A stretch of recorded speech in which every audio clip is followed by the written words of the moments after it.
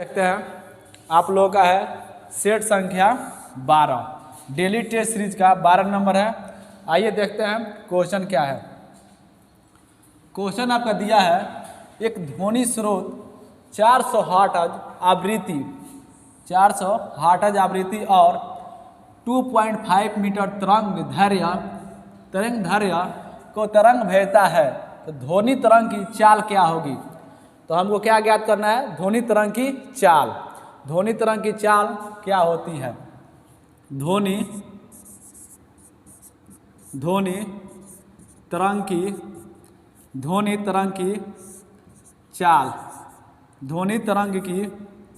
चाल, ध्वनि तरंग की चाल क्या होती है, ध्वनि तरंग की चाल इजकल टू होता है n इंटू लैम्डा।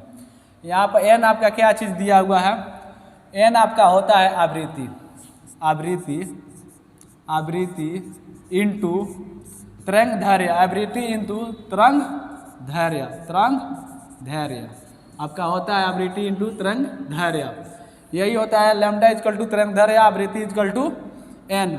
तो इसमें दिया हुआ एक ध्वनि स्रोत कितना दिया है, n इजकल टू कितना दिया हुआ है 400 हर्ट्ज और आपका दिया हुआ है 2.5 मीटर तरंग दैर्घ्य। लैम्डा कितना दिया है 2.5 मीटर तरंग दैर्घ्य। यहाँ पर आप देख रहे हैं कि आवृत्ति दिया हुआ है, तरंग दैर्घ्य दिया हुआ है। ध्वनि का जो ध्वनि तरंग की चाल है वो क्या होता है, ध्वनि तरंग की चाल हमको ज्ञात करना है। तो आइए देखते हैं, इसमें हो जाएगा आवृत्ति आपका कितना दिया है 400 हर्ट्ज, 400 इंटू आपका तरंग दैर्घ्य कितना दिया हुआ है 2.5 मीटर दिया हुआ है। तो यहाँ से आप दशमलव है तो इसको हटा देंगे, 10 लिख देंगे, इंटू कर देंगे 25 चौका 100, एक जीरो ही बचा हुआ है तो इस पर बैठा देंगे। तो आपका क्या हो जाएगा 1000 मीटर प्रति सेकेंड आपका आंसर हो जाएगा। इस क्वेश्चन को देखेंगे, इसमें मेन है कि ध्वनि तरंग की चाल क्या होता है, n इंटू लैम्डा होता है। ध्वनि तरंग की चाल इजकल टू होता है आवृत्ति गुणे तरंग दैर्घ्य। ध्वनि तरंग की चाल इजकल टू होता है आवृत्ति इंटू तरंग दैर्घ्य। इसमें दिया हुआ है आपका आवृत्ति कितना दिया है 400 हर्ट्ज और तरंग दैर्घ्य दिया हुआ है आपका कितना 2.5 मीटर। तो इसलिए इसका आंसर क्या हो जाएगा, आपका आंसर हो जाएगा सी 1000 मीटर प्रति सेकेंड। आइए नेक्स्ट क्वेश्चन देखते हैं। आप सभी रोजगार तक यूट्यूब चैनल से जुड़ जाएं, इससे मैथ जीके जीएस का सभी का डिस्कशन पूरा डिटेल वाइज कराया जा रहा है। आइए नेक्स्ट क्वेश्चन देखते हैं। इसमें दिया एक तत्व x है कि बाह्यतम कक्षा में 4 इलेक्ट्रॉन है। बाह्यतम कक्षा में कितना है 4 इलेक्ट्रॉन है। हाइड्रोजन के साथ इसके यौगिक का कौन सा सूत्र होगा। अब इसमें पूछा जा रहा है कि हाइड्रोजन के साथ इसमें कौन सा सूत्र होगा। तो इसमें तत्व कौन दिया हुआ है, तत्व आपका दिया है x। इसमें दिया है तत्व क्या दिया हुआ है x। इसमें क्या चीज़ है 4 इलेक्ट्रॉन है, तो आपका 4 इलेक्ट्रॉन है। इसमें हाइड्रोजन के साथ भी पूछा, हाइड्रोजन के साथ इसके यौगिक कौन सा सूत्र होगा, तो कितना हो जाएगा 4। तो इसमें दिया हुआ है इसका x के पावर 4। तो इसमें देखेंगे कहाँ पे है, डी होगा आंसर। इसमें दिया हुआ एक तत्व x है, एक तत्व क्या है x है। बाह्यतम कक्ष में 4 इलेक्ट्रॉन है। बाह्यतम कक्ष में कितना है 4, 1 2 3 4। और इसमें दिया हाइड्रोजन के साथ इसके यौगिक का कौन सा सूत्र होगा, तो क्या होगा x इंटू H4, यही होगा हाइड्रोजन के साथ। इसका आंसर क्या हो जाएगा डी। आइए नेक्स्ट क्वेश्चन देखते हैं। नेक्स्ट क्वेश्चन आपका दिया हुआ है रेडियो धर्मिता के संदर्भ में निम्नलिखित कथनों में से कौन से सही है। इसमें सही कथन को चूज करना है। आइए देखते हैं। रेडियो धर्मिता ये होता है alpha beta gamma. Alpha beta gamma ये रेडियो तरंग होते हैं। रेडियो तरंग में इसमें पूछा जाता है सबसे अधिक वेदन क्षमता किस में होता है, तो सबसे अधिक होता है गामा में, उसके बाद होता है गामा बीटा तब अल्फा। वही आयनन विभव आपसे पूछा जाएगा, तो आयनन विभव में सीधा होता है अल्फा बीटा गामा।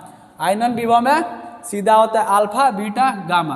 अब इसमें देखिए दिया हुआ है रेडियो धर्मिता एक नाभिकीय गुण है। यह है नाभिकीय गुण क्या होता है, रेडियो धर्मिता एक नाभिकीय गुण होता है। और दूसरा दिया है नाभिकीय विखंडन के सिद्धांत पर हाइड्रोजन बम बनाया जाता है। अब एक आपका होता है नाभिकीय संलयन क्रिया और दूसरा होता है नाभिकीय विखंडन। एक होता है क्या चीज, नाभिकीय संलयन, एक होता है आपका नाभिकीय विखंडन, नाभिकीय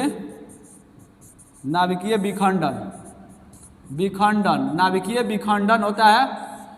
इसमें क्या होता है, नाभिकीय संलयन में दो छोटे छोटे कण मिलकर के क्या बनता है, बाड़ा बनता है। और इसमें क्या होता है, बाड़ा से ये सब टूट कर क्या बनता है, छोटे छोटे में विखंडित हो जाता है। तो ये होता है देखिए नाभिकीय विखंडन में हाइड्रोजन बम क्या होता है, नाभिकीय संलयन, हाइड्रोजन H2 इसे लिख लीजिए, हाइड्रोजन। जैसे सूर्य और तारा का जो होता है वो टूटता है किसके कारण, सूर्य तारा का होता है नाभिकीय संलयन के द्वारा। और इसमें हो गया हाइड्रोजन बम किसके द्वारा बनाता है, नाभिकीय संलयन की क्रिया होता है। नाभिकीय संलयन के सिद्धांत पर हाइड्रोजन बम को बनाया जाता है, हाइड्रोजन बम। ये नाभिकीय संलयन क्रिया के द्वारा बन जाता है, इसलिए यहाँ पर क्या दिया, विखंडन। तो विखंडन नहीं होगा, यहाँ पर क्या होगा, नाभिकीय संलयन होगा, नाभिकीय संलयन के द्वारा बनाया जाता है। इसलिए इसका आंसर क्या हो जाएगा, 2 नंबर गलत हो जाएगा। इसमें दिया हुआ है रेडियो धर्मिता एक नाभिकीय गुण है, हाँ नाभिकीय गुण है, इसलिए इसका आंसर क्या हो जाएगा, ए हो जाएगा। आइए नेक्स्ट क्वेश्चन देखते हैं। नेक्स्ट क्वेश्चन देखिए क्या दिया है, आलू के चिप्स, जो हम लोग चिप्स खाते हैं, आलू के चिप्स प्लास्टिक के थैले में संकुलित किए जाते हैं। जो चिप्स को पैक किया जाता है पॉकेट में, उसमें कौन सा गैस भरा रहता है या किस गैस के वातावरण में रहता है, ये रहता है आपका क्या भरा रहता है, नाइट्रोजन के वातावरण में रहता है, इसलिए इसका आंसर क्या हो जाएगा, 1 होगा। आइए नेक्स्ट क्वेश्चन देखते हैं। नेक्स्ट क्वेश्चन आपका दिया हुआ है, न्यूमेरिकल है, 150 ग्राम पानी में 150 ग्राम पानी में 50 ग्राम चीनी घोलकर बनाए बिलियन में मास प्रतिशत के जरिए मास का सांद्रता क्या होगा। इसमें मास की सांद्रता पूछा जा रहा है, इसलिए इसमें प्रतिशत पूछा जाता है। द्रव्यमान के आधार पर बिलियन की सांद्रता, द्रव्यमान प्रतिशत के आधार पर बिलियन की सांद्रता, जो द्रव्यमान के आधार पर बिलियन की सांद्रता क्या होता है। बिलियन के जो सांद्रता होता है वो होता है बिले का द्रव्यमान बटा बिलियन का कुल द्रव्यमान। ये होता है बिले का द्रव्यमान बटा कुल द्रव्यमान, बिलियन का कुल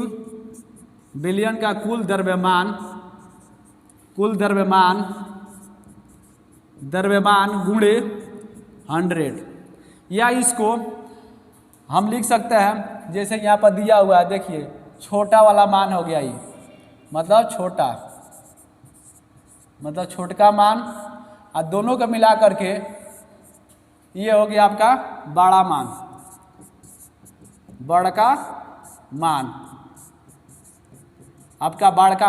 या इसको ऐसे भी लिख सकते हैं अपना शॉर्ट तरीका से, जैसे छोटका बाटा छोटका प्लस बड़का मान इंटू 100। तो ऐसे हम कर लेंगे। देखिए दिया हुआ छोटा वाला कितना दिया है 50, और फिर देखेंगे बड़ा प्लस छोटा, तो छोटा वाला कितना है 50 प्लस 150 इंटू 100। तो यहाँ से क्या हो जाएगा 100 बाई 200 गुणे 100, यहाँ से 2 जीरो से 2 जीरो कट जाएगा, ये क्या हो जाएगा 25, यहाँ पर क्या हो जाएगा 25%, इसका आंसर होगा। इसमें दिया हुआ है सी नंबर में, इसका हो जाएगा सी आंसर हो जाएगा। ये दिया हुआ है विलेय आपका हो जाएगा। यहाँ पर देखिए द्रव्यमान प्रतिशत के आधार पर बिलियन की सांद्रता, तो बिलियन के सांद्रता क्या होता है, विलेय का द्रव्यमान, जो विलेय है उसका द्रव्यमान बटा बिलियन का कुल द्रव्यमान। जैसे कुल द्रव्यमान कितना है 150 ग्राम प्लस 50 ग्राम, तो दोनों मिलाकर कितना हो जाएगा 150 प्लस 50 इक्वल टू कितना हो जाएगा 200। इसी को याद करने के लिए हम लिखाए हैं ऐसा कि छोटका मान, छोटका जो मान है ऊपर वाला, छोटा वाला कौन सा है, ये 50 है, बटा जो आपका छोटा वाला मान प्लस बड़ का, ये कुल द्रव्यमान हो गया इसका। जो बिलियन का कुल द्रव्यमान लिखा गया है छोटका प्लस बड़ का इंटू 100, तो यहाँ से हो गया 50 प्लस 50 प्लस 150 इंटू 100, इसका आंसर कितना हो जाएगा 25%, इसलिए इसका आंसर क्या हो जाएगा सी। आइए नेक्स्ट क्वेश्चन देखते हैं। नेक्स्ट क्वेश्चन आपका क्या दिया हुआ है, नेक्स्ट क्वेश्चन आपका दिया हुआ है कि पृथ्वी का द्रव्यमान डैश डैश होता है। जो पृथ्वी है उसका द्रव्यमान कितना होता है, तो पृथ्वी का द्रव्यमान होता है 6 इंटू 10 के पावर 24 kg, इसलिए इसका आंसर क्या हो जाएगा डी हो जाएगा। आइए नेक्स्ट क्वेश्चन देखते हैं।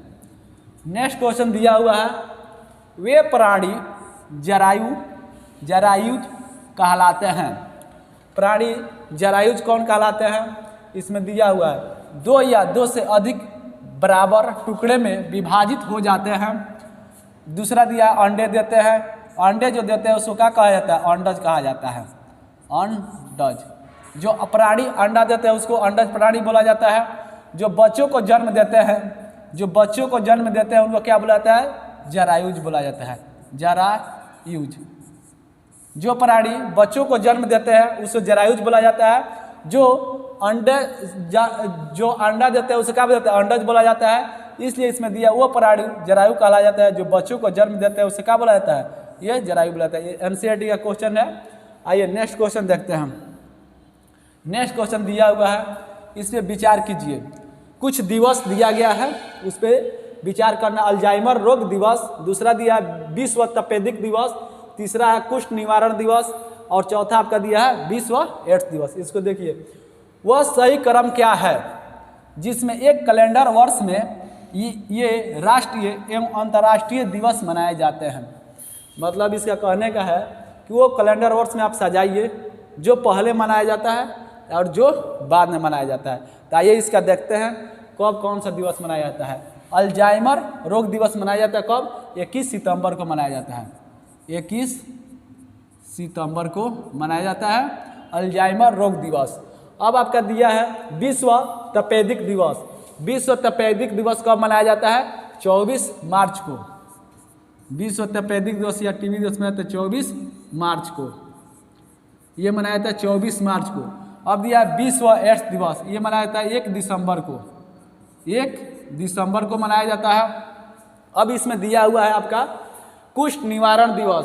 कुष्ठ निवारण दिवस कब मनाया जाता है आपका, ये मनाया जाता है जनवरी का जो लास्ट वीक होता है, जो संडे पड़ता है उसी दिन मनाया जाता है, जनवरी के लास्ट, जनवरी का लास्ट संडे को। तो आपको इसी को सजाना है। तो पहले सबसे पहले जो जनवरी में मनाया जाएगा वो हो जाएगा 3, उसके बाद से कौन सा हो जाएगा आपका तपेदिक दिवस 24 मार्च को। तो 3 के बाद से क्या हो जाएगा 2। अब देख लेंगे 3 के बाद से 2 कोई है, इसमें भी नहीं है, इसमें भी नहीं है, इसमें भी नहीं है। ऐसे तो आंसर यही होगा, लेकिन देख लेते हैं। उसके बाद से आपका क्या है अल्जाइमर दिवस, तो ये हो जाएगा 1। और उसके बाद से मनाया जाता है विश्व एड्स दिवस 1 दिसंबर को, तो ये हो जाएगा 4। तो इसका आंसर क्या हो जाएगा 3, 2, 1, 4, 3, 2, 1, 4, 3, 2, 1, 4। आइए नेक्स्ट क्वेश्चन देखते हैं। आप ये दिवस वाला क्वेश्चन से ही देखिए, इसमें अल्जाइमर रोग दिवस कब मनाया जाता है 21 सितंबर को, विश्व तपेदिक दिवस कब मनाया जाता है 24 मार्च को, विश्व एड्स दिवस मनाया जाता है 1 दिसंबर को, और ये जनवरी के जो लास्ट वीक में होता है जो संडे पड़ता है उसको ये मनाया जाता है कुष्ठ निवारण दिवस। आइए नेक्स्ट क्वेश्चन देखते हैं। नेक्स्ट क्वेश्चन आपका दिया हुआ है, निम्नलिखित गैसों में से प्रकाश संश्लेषण प्रक्रिया के लिए आवश्यक है।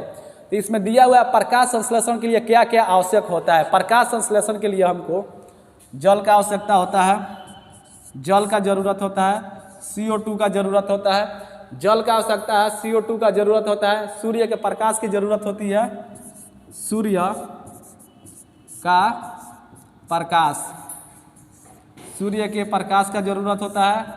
और इसमें क्लोरोफिल का आवश्यकता होता है, क्लोरोफिल का आवश्यकता होता है। इसमें दिया निम्नलिखित गैसों में से कौन सा प्रकाश संश्लेषण प्रक्रिया के लिए आवश्यक है। तो प्रकाश संश्लेषण प्रक्रिया के लिए इनमें से देखना है कौन सा गैस आवश्यक है। तो इसमें क्या क्या हमको आवश्यक होता है, जल होता है, ये सब नोट करते जाएंगे, छोटा छोटा जो यहाँ पर लिखाया जा रहा है ये कॉपी में अपना नोट करेंगे तो आपको एग्जाम के टाइम रिवीजन के समय सहूलियत मिलेगा। जल का आवश्यकता होता है, कार्बन डाइऑक्साइड का होता है, सूर्य के प्रकाश चाहिए, क्लोरोफिल चाहिए। ये प्रकाश संश्लेषण के लिए होता है। प्रकाश संश्लेषण पौधों के द्वारा किया होता है, क्रिया होता है। इसमें कौन सा गैस की आवश्यकता होती है, तो इसमें क्या होता है CO2 का आवश्यकता होता है, क्योंकि यहाँ पे CO2 की आवश्यकता होता है, इसलिए आंसर क्या हो जाएगा बी होगा। आइए नेक्स्ट देखते हैं। नेक्स्ट क्वेश्चन आपका दिया हुआ है, सिरका का निम्न में से किस एक का जलीय घोल है। जो सिरका होता है विनेगर, यह एक जलीय घोल होता है, किसका होता है। तो इसमें दिया है ऑक्जेलिक अम्ल, ये पाया जाता है टमाटर में। साइट्रिक अम्ल ये पाया जाता है किस में, खट्टे फलों में, नींबू हो गया, नींबू, संतरा। और यहाँ पर दिया है हाइड्रोक्लोरिक अम्ल, जो HCl होता है, जो पेट का उदर में पाया जाता है, पेट का उदर जो पेट में पाया जाता है, HCl हाइड्रोक्लोरिक अम्ल दिया है।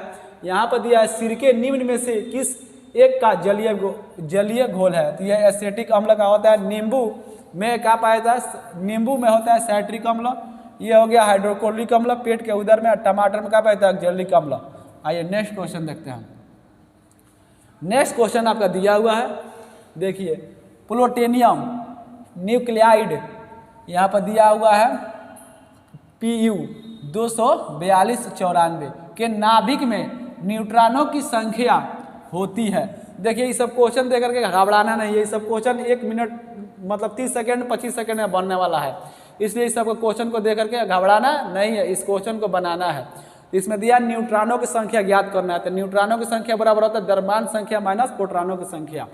यहाँ पर दिया हुआ है न्यूट्रॉनों की क्या ज्ञात करना है, न्यूट्रॉनों की संख्या इजकल टू होता है द्रव्यमान संख्या माइनस प्रोटॉनों की संख्या। द्रव्यमान संख्या माइनस प्रोटॉनों की संख्या,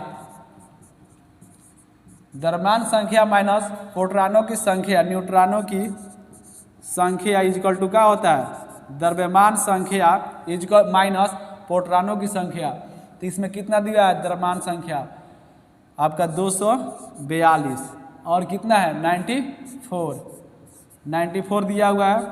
तो इसमें से हम घटा लेंगे, 12 में 4 गए 8, यहाँ पर हो गया आपका 13, तो यहाँ पर आप घटा लेंगे 9 4 13, यहाँ पर 1 बच गया 148, यहाँ पर हो जाएगा बी आंसर हो जाएगा।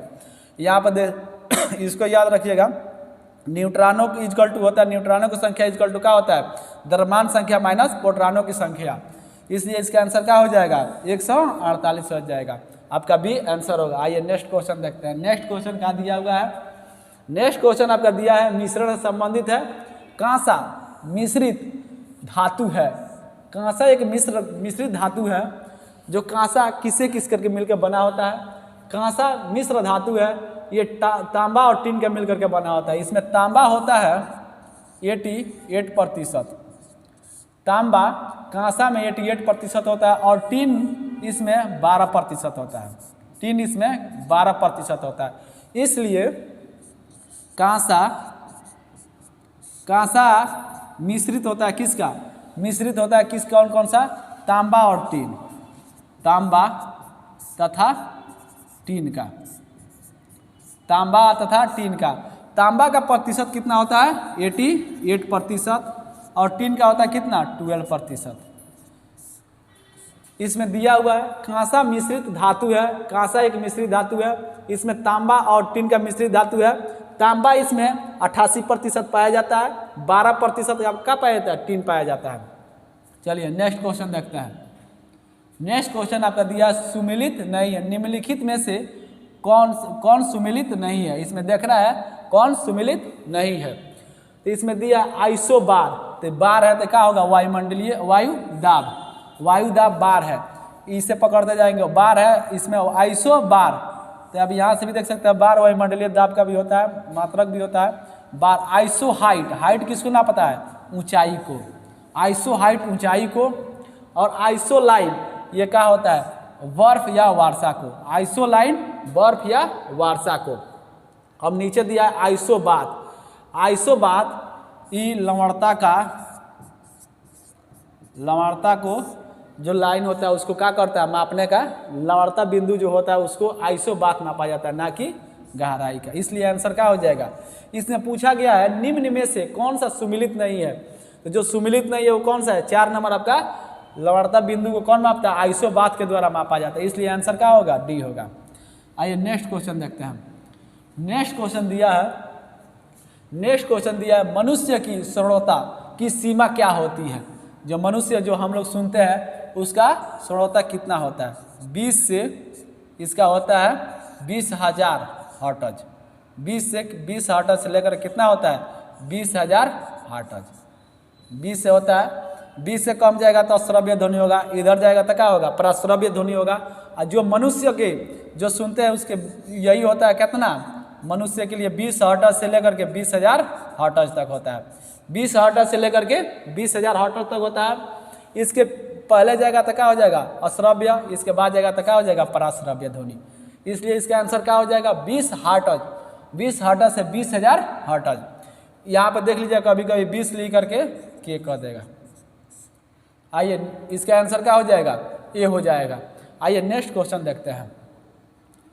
नेक्स्ट क्वेश्चन दिया है प्रकाश का रंग निर्धारण होता है। जो प्रकाश होता है उसका रंग का निर्धारण किसके द्वारा किया जाता है। जैसे आप देखेंगे कि लाल रंग का प्रकाश का तरंगदैर्घ्य सबसे अधिक होता है, तो इसमें और बैगनी रंग का प्रकाश का तरंगदैर्घ्य सबसे कम होता है। रंग का निर्धारण किसके द्वारा होता है, तरंगदैर्घ्य से होता है। सबसे अधिक तरंगदैर्घ्य किस में होता है, लाल रंग का होता है। लाल रंग का तरंगदैर्घ्य का होता है ज़्यादा होता है, सबसे अधिक होता है किसका, तरंगदैर्घ्य का होता है।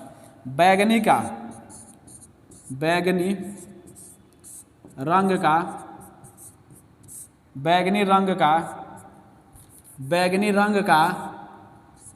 रंग का आपका तरंगदैर्घ्य क्या होता है, कम होता है, सबसे कम होता है। बैगनी रंग का तरंगदैर्घ्य क्या होता है, तरंगदैर्घ्य सबसे कम होता है।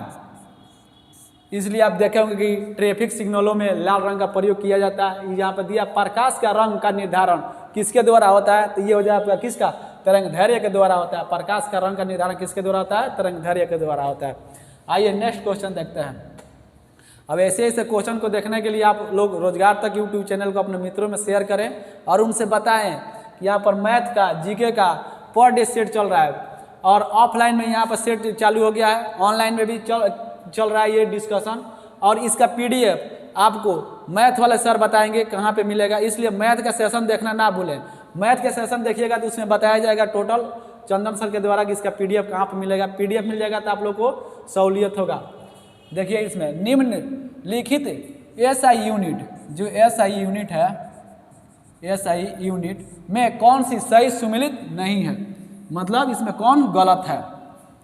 तो कार्य का होता है जूल होता है, कार्य का जूल होता है, ये भी सही है। बल का क्या होता है, न्यूटन होता है, ये भी सही है। द्रव्यमान का क्या होता है, किलोग्राम। लेकिन दाब का क्या होता है, पास्कल होता है। डाइन इस सीजीएस पद्धति होता है, बल का सीजीएस, जो सीजीएस होता है किसका, बल का सीजीएस कौन होता है, डाइन होता है। इसलिए ये क्या है, गलत है। इसका आंसर क्या होगा, डी होगा। कार्य का क्या होगा, जूल होगा। बल का न्यूटन, बल का न्यूटन, द्रव्यमान का किलोग्राम, दाब का पास्कल। यहाँ पर दिया है डाइन, सीजीएस पत्ती में बल का ऐसा मात्रक होता है डाइन, इसलिए आंसर क्या होगा, डी होगा। आइए नेक्स्ट क्वेश्चन देखते हैं। आपका नेक्स्ट क्वेश्चन दिया हुआ है मैचिंग से संबंधित, दिया है सूची 1 को सूची 2 से सम्मिलित कीजिए और सूची के नीचे कूट का प्रयोग करते हुए सही उत्तर का चयन कीजिए। अब देखिए सूची 1 दिया हुआ है, सूची 2, सूची 1 और सूची 2, सूची 1 और सूची 2 आपका दिया हुआ है। आइए देखते हैं। सूची 1 दिया पक्षी, पक्षी का जो इसमें अध्ययन किया जाता है किसमें, ऑर्निथोलॉजी। ऑर्निथोलॉजी किसका होता है, पक्षी। ऑर्निथोलॉजी किसका होता है, पक्षी का। वांशिक गति मतलब जेनेटिक्स, इस किसका होता है, जेनेटिक्स का। पर्यावरण, इकोलॉजी, पर्यावरण का इकोलॉजी। जीवाश्म, ये याद रखेंगे, ये याद रखना किसको, polio biology, polio biology, polio biology. इसमें एक जीवाश्म बहुत ही इंपॉर्टेंट है। पक्षी का होता है ऑर्निथोलॉजी, वांशिक गति का होता है जेनेटिक्स, पर्यावरण का होगा इकोलॉजी, पर्यावरण का हो जाएगा इकोलॉजी, और जीवाश्म का हो जाएगा पोलियो बायोलॉजी। तो इसका आंसर क्या हो जाएगा, 1 का 3, 1 का 3, एक ही में दिया हुआ था, तो और इजी हो गया। यहाँ से सब काट देंगे और बी का 4, बी का 4, बी का 4, बी का क्या दिया, वांशिक गति, इसका हो जाए जेनेटिक्स। पर्यावरण इकोलॉजी, इसका हो गया 2। अब यहाँ पर देखिए जीवाश्म का 1, इसलिए इसका आंसर क्या हो जाएगा, बी। इसका आंसर क्या हो जाएगा, बी। यहाँ देखेंगे पक्षी का हो जाता है कार्ची ऑर्निथोलॉजी, वांशिक गति का हो जाएगा जेनेटिक्स, और यहाँ पर्यावरण का दिया पेलियो बायोलॉजी, यहाँ पर जीवाश्म का दिया काची आपका हो गया पेलियो बायोलॉजी, पर्यावरण का हो गया इकोलॉजी। आइए नेक्स्ट देखते हैं। नेक्स्ट क्वेश्चन आपका दिया हुआ है, क्वेश्चन इतना ही था साइंस का। साइंस का क्वेश्चन इतना ही था। आप सभी को सेशन अच्छा लगा हो तो अपने मित्रों को जरूर बताएं, और आप लोगों के लिए ये सेट का आयोजन संडे को फिर कराया जा रहा है, फ्री टेस्ट आयोजित किया जा रहा है। इसका ऑफिस का नंबर उसमें दिया हुआ है, आप लोग सर से बात कर लेंगे। ठीक है, best of luck, thank you.